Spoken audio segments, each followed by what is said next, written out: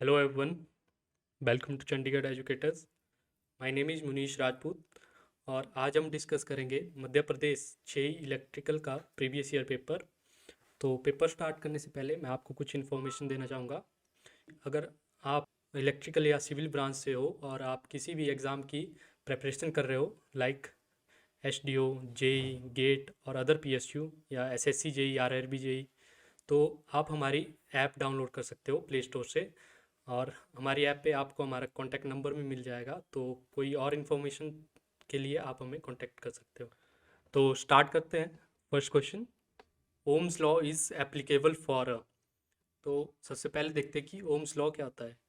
Ohm's law, किसी conductor में अगर दो पॉइंट के बीच में जो पोटेंशियल डिफरेंस होता है वो डायरेक्टली प्रोपोर्शनल होता है उसमें से जो करंट फ्लो हो रहा है और उस दो पॉइंट के बीच का जो रेजिस्टेंस होता है, तो V is equal to I are.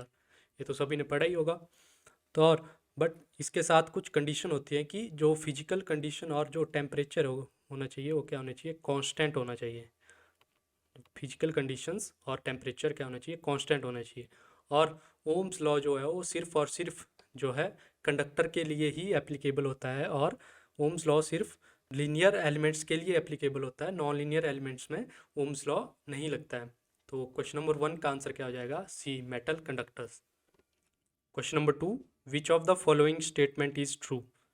तो first statement, source transformation of Thevenin theorem is known as Norton theorem. तो बिल्कुल सही बात है कि अगर हम थेवेनियन थ्योरम का सोर्स ट्रांसफॉर्म करें तो वो क्या हो जाती है, नॉर्टन थ्योरम। जैसे this is Thevenin equivalent circuit, this is Norton equivalent circuit. तो अगर हम इस थेवेनियन इक्विवेलेंट सर्किट का सोर्स ट्रांसफॉर्म करें तो हमारे पास क्या आ जाएगा, नॉर्टन इक्विवेलेंट सर्किट। तो फर्स्ट स्टेटमेंट तो क्या है, ट्रू है। Second statement, any two terminals of a network can be replaced by N equivalent voltage and equivalent series resistance in Norton theorem.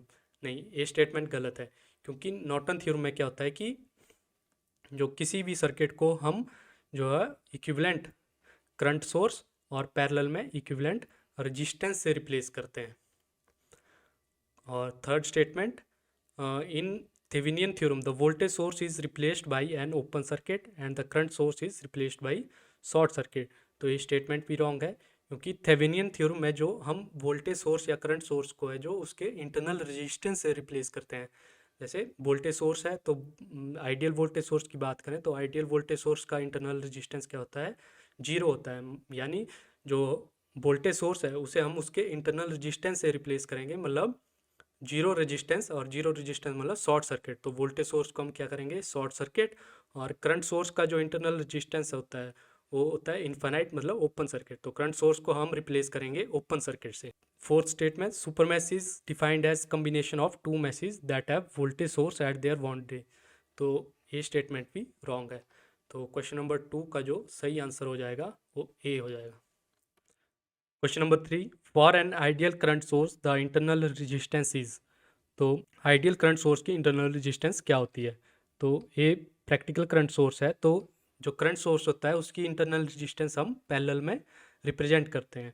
और वहीं अगर आइडियल करंट सोर्स की बात करें तो आइडियल करंट सोर्स की जो इंटरनल रेजिस्टेंस होती है वो इनफाइनाइट होती है। और आइडियल करंट सोर्स का मतलब क्या होता है कि जो सोर्स से जितना भी करंट जो है जनरेट हो रहा हो वो सारा का सारा लोड में चला जाए, वो सारा का सारा लोड में चला जाए। तो अगर सारा का सारा, अगर हम चाहते हैं कि सारा का सारा करंट लोड में जाए तो उसकी जो इंटरनल रेजिस्टेंस है वो क्या होनी चाहिए, इनफाइनाइट। जो उसकी इंटरनल रेजिस्टेंस क्या होनी चाहिए, इनफाइनाइट। तो क्वेश्चन नंबर 3 का आंसर क्या हो जाएगा, infinite and connected in parallel, A. Question number 4, the superposition theorem is not applicable for. तो उससे पहले सुपरपोजिशन थ्योरम देख लेते हैं कि सुपरपोजिशन थ्योरम क्या होती है। सुपरपोजिशन थ्योरम होती है कि अगर किसी भी लीनियर सर्किट में दो या दो से ज़्यादा इंडिपेंडेंट सोर्स हो, तो और अगर हमें किसी पर्टिकुलर ब्रांच के अक्रॉस कोई रिस्पांस कैलकुलेट करना हो तो उसमें जो रिस्पांस आएगा वो रिस्पांस इंडिविजुअल सोर्सेज की वजह से जो रिस्पांस होगा उनका एल्जेब्रिक सम होगा। फॉर एग्जांपल, ये कोई लीनियर सर्किट है जिसमें दो करंट सोर्स हैं और हमें इस रेजिस्टेंस के थ्रू जो है करंट मेज़र करना है। तो हम कैसे करेंगे कि इंडिविजुअली एक एक के वजह से इस रेजिस्टेंस के थ्रू करंट मेज़र करेंगे। तो पहले I1 की वजह से देखते हैं कि इसमें कितना करंट फ्लो हो रहा है, और उस टाइम हम जो है जो सेकंड सोर्स है उसको हम क्या कर देंगे, उसके इंटरनल रेजिस्टेंस से रिप्लेस कर देंगे। मतलब इससे I2 को हम क्या कर देंगे, ओपन सर्किट कर देंगे। तो जब हम I2 को ओपन सर्किट कर देंगे तो जो इस रेजिस्टेंस के थ्रू जो करंट जाएगा वो कितना जाएगा, I1। और सेम जब हम I2 की वजह से इस रेजिस्टेंस में करंट देखेंगे तो हम जो I1 को क्या कर देंगे, उसके इंटरनल रेजिस्टेंस से रिप्लेस कर देंगे। मतलब I1 को हम ओपन कर देंगे। तो उस समय जो इस रेजिस्टेंस के थ्रू जो करंट जाएगा वो कितना जाएगा, I2। उस रेजिस्टेंस के थ्रू कितना करंट जाएगा, I2। और अब हम टोटल करंट की बात करें कि इस रेजिस्टेंस में कितना करंट जा रहा है इन दोनों करंट सोर्स की वजह से, तो वो क्या आ जाएगा, total current I1 plus I2, I1 plus I2। और जो सुपरपोजिशन थ्योरम है वो वैलिड होती है सिर्फ linear circuit, active and passive circuit, bilateral circuit, और करंट रिस्पांस और वोल्टेज रिस्पांस के लिए, डिपेंडेंट सोर्स या इंडिपेंडेंट सोर्स, और टाइम वेरिएंट और टाइम इनवेरिएंट सिस्टम के लिए। और सुपरपोजिशन थ्योरम नॉन लीनियर और पावर रिस्पांस और यूनिलेटरल सर्किट के लिए एप्लीकेबल नहीं होती है। तो जैसा हमारा क्वेश्चन था कि the superposition theorem is not applicable for non linear circuit, तो इसका आंसर क्या हो जाएगा, C. Question number 5, the unit of conductivity is. तो कंडक्टिविटी की यूनिट क्या होती है, सीमेंस पर मीटर। अगर हम इसकी बात करें ओम मीटर की, तो ओम मीटर जो है वो यूनिट होता है रजिस्टिविटी का। और अगर हम सिर्फ सीमन की बात करें, सीमन की, तो सीमन जो है वो यूनिट होता है कंडक्टेंस का, कंडक्टेंस। और ओम पर मीटर यूनिट होता है रजिस्टेंस का। Question number 6, form factor is defined as. तो फॉर्म फैक्टर का मतलब होता है कि जो हमारी वेवफॉर्म है वो डीसी के कितने क्लोज है। और जो फॉर्म फैक्टर होता है वो होता है RMS value upon average value, RMS value upon average value. तो इसका क्या आंसर हो जाएगा, B. Question number 7, if I1 and I2 are two current sources that are connected in series in the same direction then the total current of the circuit will be. तो अगर दो current source हैं और उनको हमने series में connect कर दिया है तो टोटल करंट कितना आएगा। तो किसी एक ब्रांच में जो दो करंट सोर्स, हम दो करंट सोर्स की वजह से करंट फ्लो नहीं कर सकता, क्योंकि ये जो है law of conservation of charge को वायलेट कर देगा, या हम बोल सकते हैं कि इसकी वजह से केसीएल वायलेट हो जाएगा। केसीएल क्या बोलता है कि किसी पर्टिकुलर नोड में जितना करंट इनकमिंग करंट है उतना ही क्या होगा, आउटगोइंग करंट होगा। तो such condition is not a valid condition. तो क्वेश्चन नंबर 7 का आंसर क्या हो जाएगा, डी। अगर यही बोला होता है कि दो करंट सोर्स को हमने पैरेलल में कनेक्ट किया है तो इसका जो टोटल करंट क्या जाना था, I1 plus I2। Question number 8, the polar form of vector is 20 angle 60, what is the rectangular form of this vector. तो हमारे पास पोलर फॉर्म दी है 20 एंगल 60 डिग्री। तो 20 क्या है मैग्नीट्यूड और 60 क्या है फेज एंगल। तो इसे हमें कन्वर्ट करना है रेक्टेंगुलर फॉर्म में। तो इसे रेक्टेंगुलर फॉर्म में कन्वर्ट करने के लिए हम क्या करेंगे, 20 कॉस 60 डिग्री प्लस जे 20 साइन 60 डिग्री। तो कॉस 60 डिग्री कितना होता है 1/2, और साइन 60 डिग्री कितना होता है √3/2। जब हम इसे सॉल्व करेंगे कितना आ जाएगा 10 प्लस जे 10√3 मतलब 17.33। तो क्वेश्चन नंबर 8 का आंसर क्या हो जाएगा, डी, 10 प्लस जे 17.33। तो ये क्या है, रेक्टेंगुलर फॉर्म। अगर इसने ऐसा बोला होता कि हमें रेक्टेंगुलर फॉर्म से पोलर फॉर्म में कन्वर्ट करना है, तो रेक्टेंगुलर फॉर्म क्या होती है, ए प्लस जे बी। तो ये क्या है रेक्टेंगुलर फॉर्म, इसे हमें पोलर फॉर्म में चेंज करना है।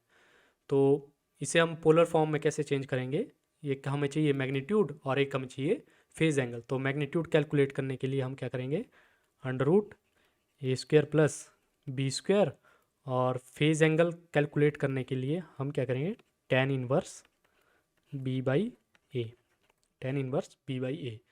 तो ये क्या आ जाएगा, polar form. Question number 9, Curie point is. तो क्यूरी पॉइंट क्या होता है, एक टेम्परेचर होता है जिसके ऊपर जो है कुछ सर्टेन मटेरियल जो है अपनी परमानेंट मैग्नेट की प्रॉपर्टी लूज़ कर देते हैं।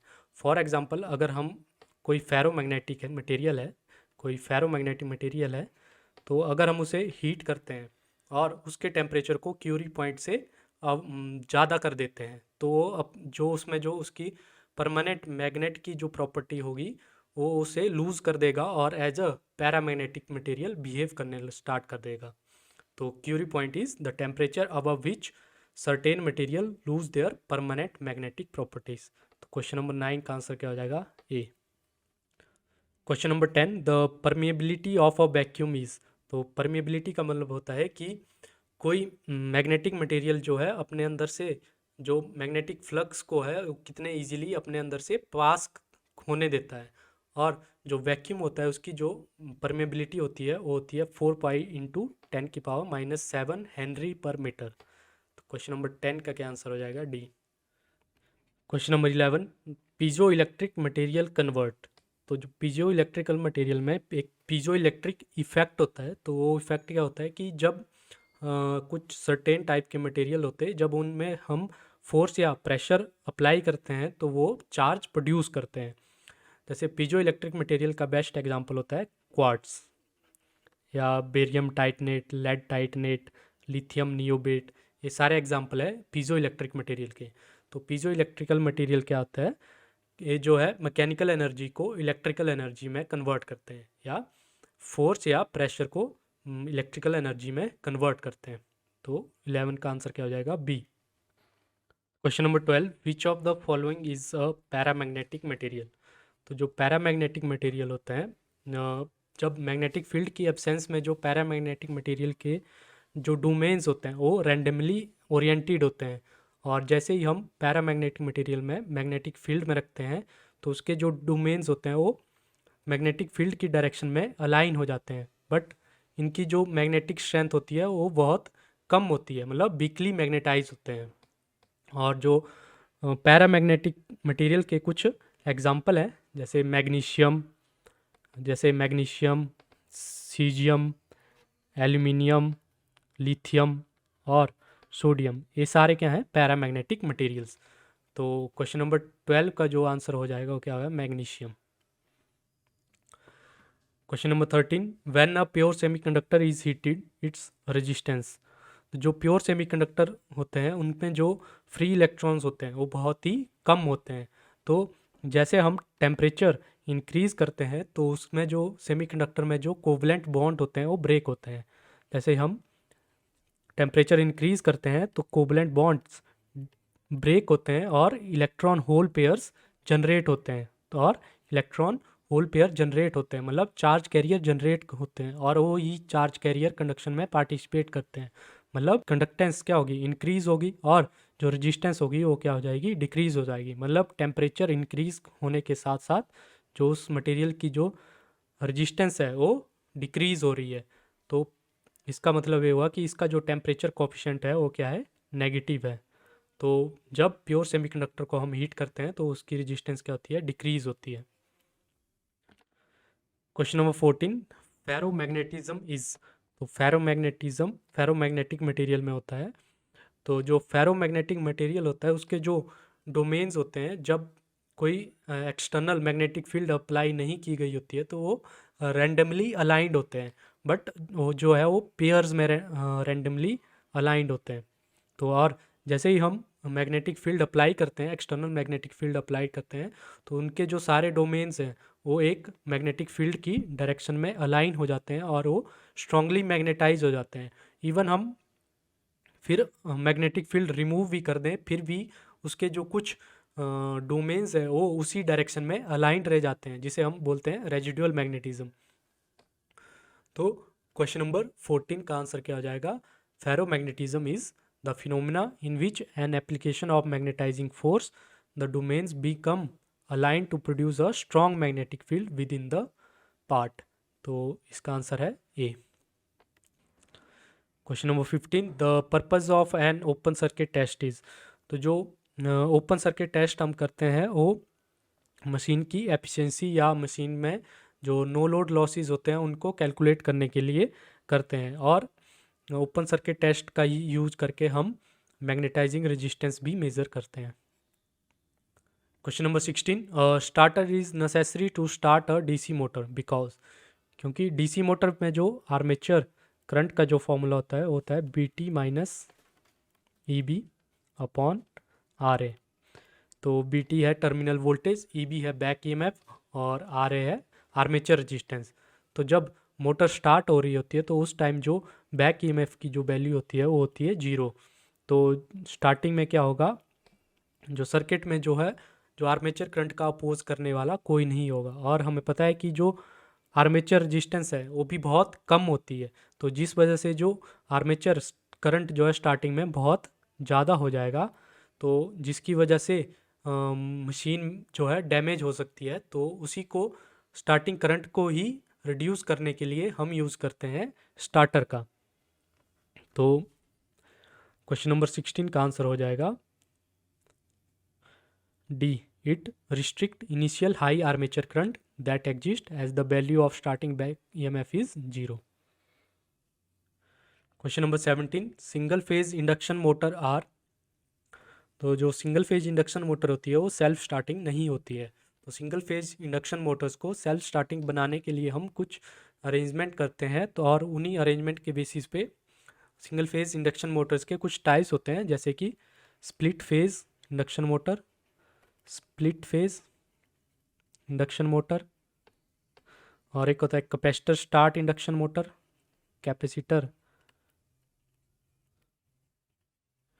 Start induction motor, capacitor run induction motor, और capacitor start capacitor run motor, और परमानेंट कैपेसिटर मोटर।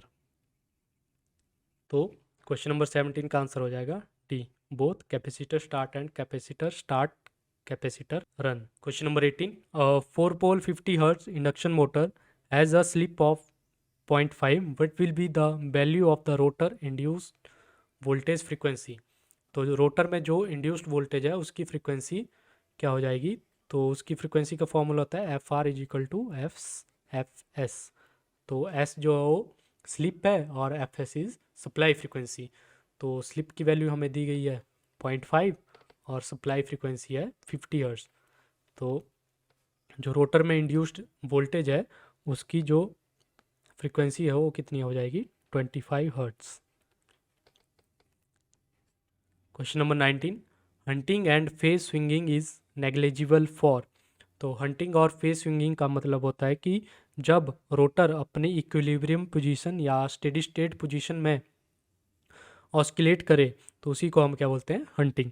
और जो हंटिंग होती है वो मेनली जो हंटिंग के कॉज होते हैं वो होते हैं या तो सडन चेंज इन लोड हो रहा हो, या फॉल्ट आ गया हो, या हमने फील्ड करंट को जो सडनली चेंज कर दिया हो। और हंटिंग की वजह से मैकेनिकल जो स्ट्रेस होता है शाफ्ट पे वो इंक्रीज हो जाता है, और हंटिंग को रिड्यूस करने के लिए हम यूज़ करते हैं डैम्पर बाइंडिंग और फ्लाई व्हील का। और जो हंटिंग होती है वो 3 फेज इंडक्शन मोटर में निग्लिजिबल होती है।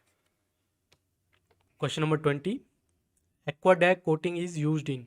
तो जो एक्वाडैक कोटिंग होती है वो CRO में यूज़ करते हैं। तो जब प्राइमरी इलेक्ट्रॉन मतलब जो इलेक्ट्रॉन गन से निकलता है और फॉस्फोरस की जो स्क्रीन होती है उससे स्ट्राइक करता है, तो वो अपनी एनर्जी लूज़ करता है, और उस एनर्जी की वजह से जो फॉस्फोरस के एटम में जो कुछ इलेक्ट्रॉन होते हैं वो फ्री हो जाते हैं, और उन्हीं फ्री इलेक्ट्रॉन को हम बोलते हैं सेकेंडरी इलेक्ट्रॉन। तो उन सेकेंडरी इलेक्ट्रॉन को एब्जॉर्ब करने के लिए या उन सेकेंडरी इलेक्ट्रॉन को कलेक्ट करने के लिए हम यूज़ करते हैं एक्वाडैक कोटिंग का। Question number 21, Kelvin double bridge in its basic form is used to measure. तो जो केल्विन डबल ब्रिज का यूज़ हम करते हैं वेरी लो रेजिस्टेंस को मेज़र करने के लिए। लो रेजिस्टेंस मतलब 1 ओम या 1 ओम से बिलो जो भी रेजिस्टेंस हो उसे मेज़र करने के लिए हम यूज़ करते हैं केल्विन डबल ब्रिज का। This is kelvin double bridge. Question number 22, 2 wattmeters are used to measure the power in a 3-phase balanced load. The wattmeter readings are 8.2 kilowatt, 7.5 kilowatt. The active power will be, जब हम 3 phase power को calculate करने के लिए 2 watt meter method का use करते हैं तो जो एक्टिव पावर होती है वो होती है वॉटमीटर 1 की रीडिंग प्लस वॉटमीटर 2 की रीडिंग। और वहीं अगर हम बात करें रिएक्टिव पावर की, तो जो रिएक्टिव पावर होती है वो होती है √3 into reading of wattmeter 1 minus reading of wattmeter 2।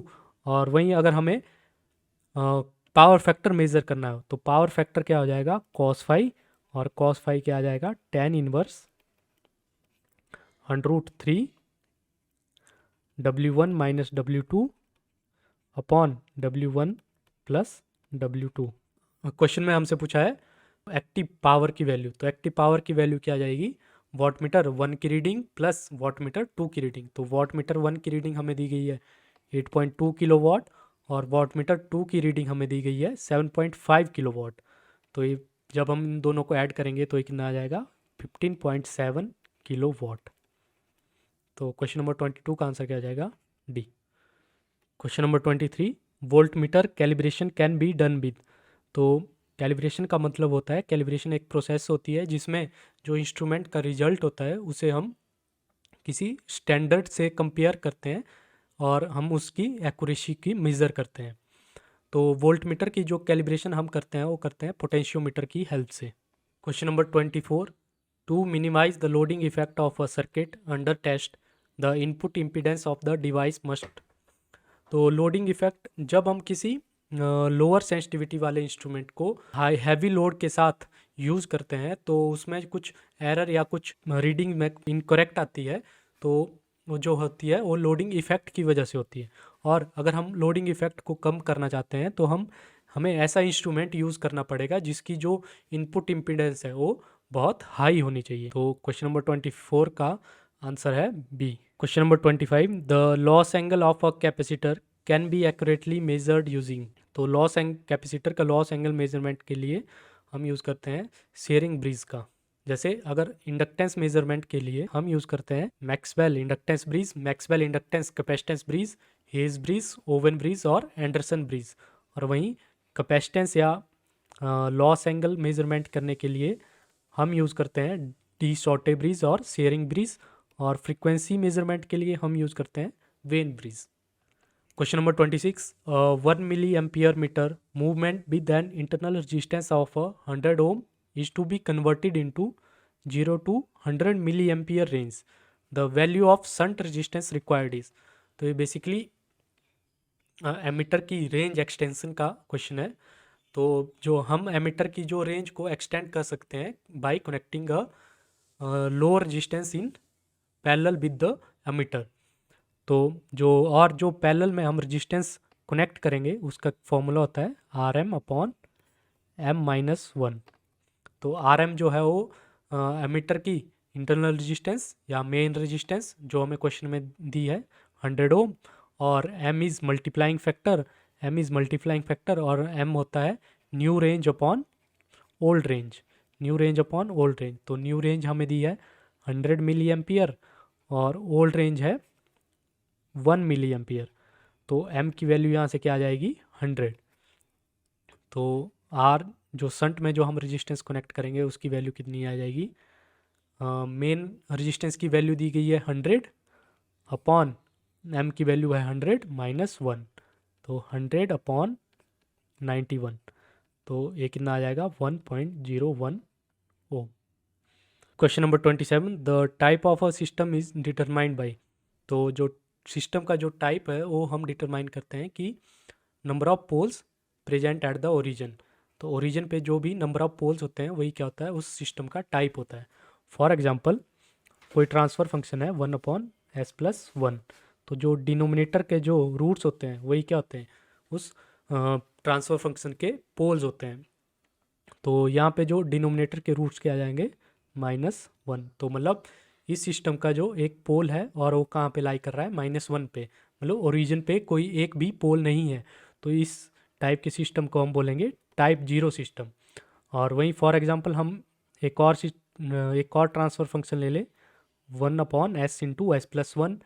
तो यहाँ पे जो डिनोमिनेटर है उसके जो पोल्स हैं वो क्या है, एक s=0 और एक s=-1। तो यहाँ पे हम देख सकते हैं कि ओरिजिन पे क्या है एक पोल है, तो हम बोल सकते हैं इसे ये क्या है, टाइप 1 सिस्टम। और फॉर एग्जांपल इसकी जगह क्या हो जाता, एस्केयर, तो हम बोलेंगे ये क्या है, type 2 system. Question number 28, root locus always start from. तो रूट लोकस जो है वो हमेशा स्टार्ट होता है ओपन लूप पोल से और ओपन लूप जीरोज में वो टर्मिनेट हो जाता है। और फॉर एग्जांपल कोई ट्रांसफ़र फंक्शन है s+1 अपॉन s+2, तो जो न्यूमिनेटर होता है उसके जो रूट्स होते हैं वो रिप्रेजेंट करते हैं ओपन लूप जीरोस को। जैसे यहाँ पे जो न्यूमिनेटर है उसके रूट्स क्या हैं, -1, तो मतलब -1 पे जो है वो एक जीरोस प्रेजेंट है। और वहीं जो डिनोमिनेटर होता है, डिनोमिनेटर के रूट्स जो होते हैं वो रिप्रेजेंट करते हैं पोल्स को। तो यहाँ पे जो डिनोमिनेटर के रूट्स क्या है, -2, तो इसका मतलब क्या है, -2 पे क्या है, एक पोल प्रेजेंट है। Question number 29, for a critically damped system the type of close loop poles are. तो क्रिटिकली डैम्ड सिस्टम का मतलब है कि जो जीटा की वैल्यू है वो है 1, जीटा की वैल्यू या डैम्पिंग फैक्टर की जो वैल्यू है वो 1 है।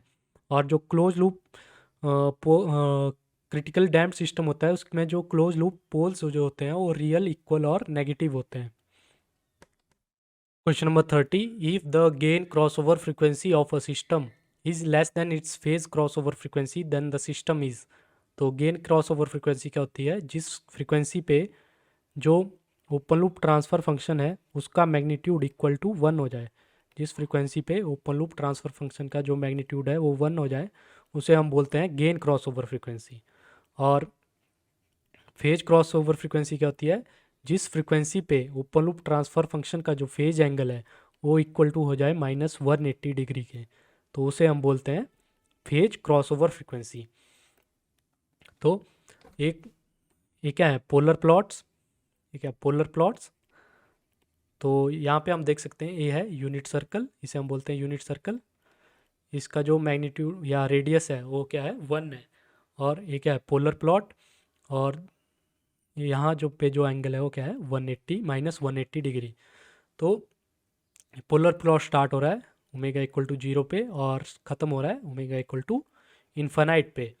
तो जिस फ्रीक्वेंसी पे जो ओपन लूप ट्रांसफ़र फंक्शन है वो उसका मैग्नीट्यूड जो है इक्वल टू 1 होता है, मतलब जिस फ्रीक्वेंसी पे ये पोलर प्लॉट यूनिट सर्कल को कट करता है उस फ्रीक्वेंसी को हम बोलते हैं गेन क्रॉसओवर फ्रीक्वेंसी।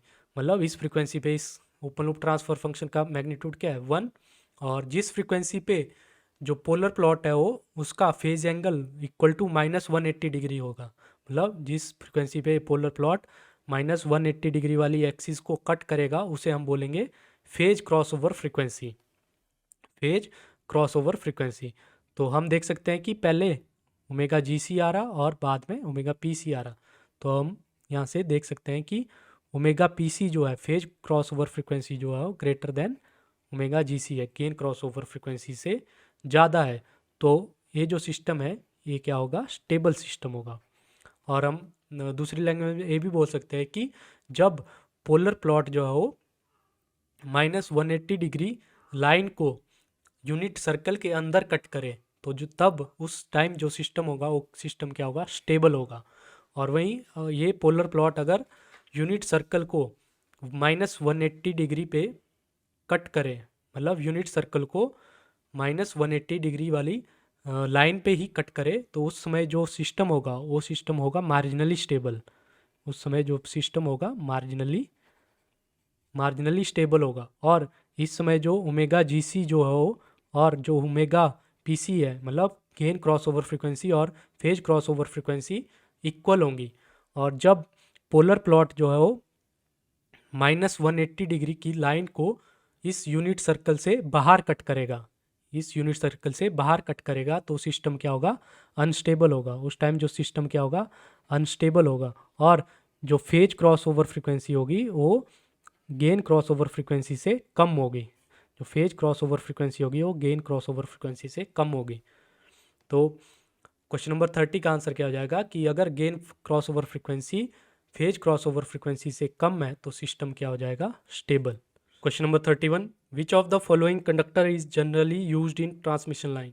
तो ट्रांसमिशन लाइन में हम यूज़ करते हैं ACSR conductor, aluminium conductor, steel reinforced.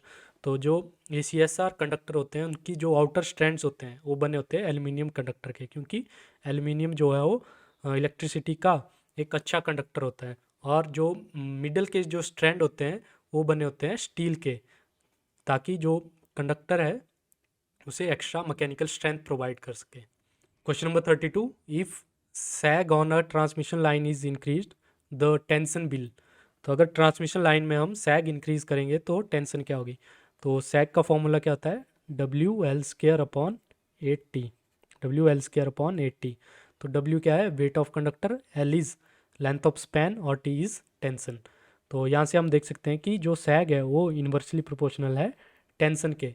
तो मतलब अगर हम सैग इंक्रीज करेंगे तो टेंशन क्या होगी, डिक्रीज होगी।